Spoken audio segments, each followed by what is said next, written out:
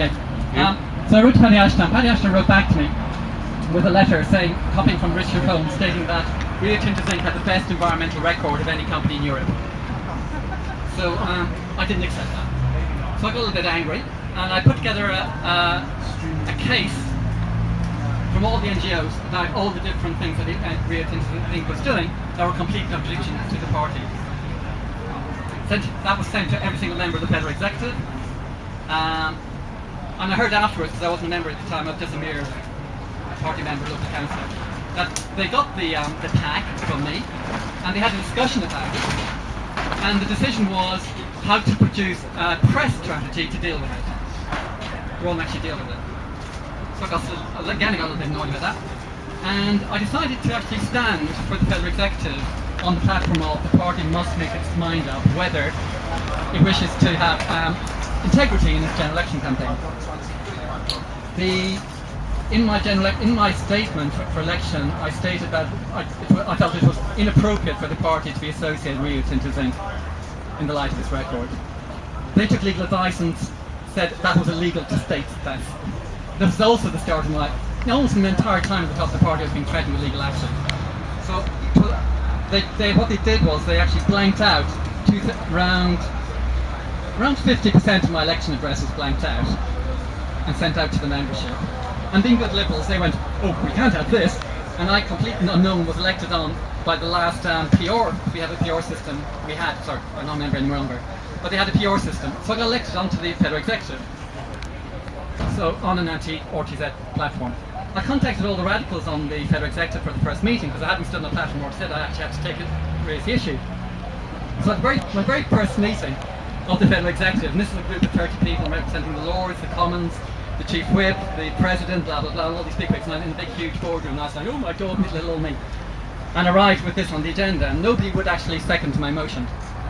So I arrived and we had a discussion, and before the President opened the discussion, I was sitting at one end of the table, Paddy Ashton at the other end of the table, and the President said, I believe you want to make a statement, Duncan, and Lord Holmes was sitting beside me.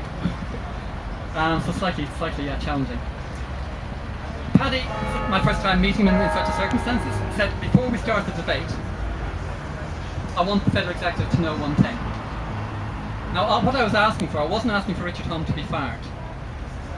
I just asked Richard Holmes to make a decision which hat he wished to have on. So I felt the two hats were completely contradictory and self-destructive.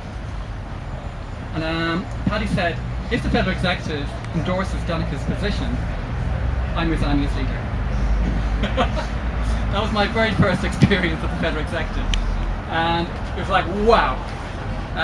Needless to say, the Federal Executive didn't endorse my position, but at least I had raised it as an issue. And that was the start of my experience of political lobbying at national level in the Liberal Democrats. The next major area where I experienced it was leading up to and after the subsequent general election. If you remember, Ashdown and Blair were trying to do a deal called the Liberal Pact with the Joint Cabinet Committee. It was absolutely pointless because Blair had a huge majority. Why would the Liberal Democrats merge with Labour after a general election when we should have been? We were in the democratic process, the opposition. I founded a thing called New Radicalism and the Campaign for Liberal Democracy to actually challenge that and say we needed a radical liberal alternative to both New Labour and the Tories. And for a year I ran that campaign in preparation for when I knew Paddy would press the nuclear button and try and join us with Labour. Very luckily I managed to put together a campaign, and once Paddy announced the deal I was able to get enough signatures across the country to call an emergency meeting of the conference. And at that Federal Executive, Paddy Ashdown's aide-de-camp, Lord Brazel, asked me if I promised not to call an emergency conference, they would delay the Joint Cabinet Committee or the referendum on the Joint Cabinet Committee conference. And that was how we stopped the deal between New Labour and the Liberal Democrats. But why I'm telling you the story in relation to lobbying was that all the people around Paddy Ashdown, leaders of this, and in his campaign team and his funding of his leadership thing, were a significant amount of political lobbyists. And I realised that these people don't look at a political party as a democratic structure. They look at political parties as access to power. So if the Liberal Democrats were in coalition with Labour, they then had direct access to government ministers. And I realised that as long as I was in the party, no matter how often I defeated this Lib Lab stuff or Lib Tory stuff, I would be constantly fighting these political lobbyists, because they hijack the party by funding the election and managing the election of whoever gets the leadership. And so they grab the entire party that way. So I thought, what can I do to tackle political lobbying within the Liberal Democrats? I thought, pick one small issue. And the small issue I picked was I believe it's absolutely unacceptable that you can be a parliamentarian and a political lobbyist. They're two separate roles. It's like being a judge and a criminal. There's two separate roles.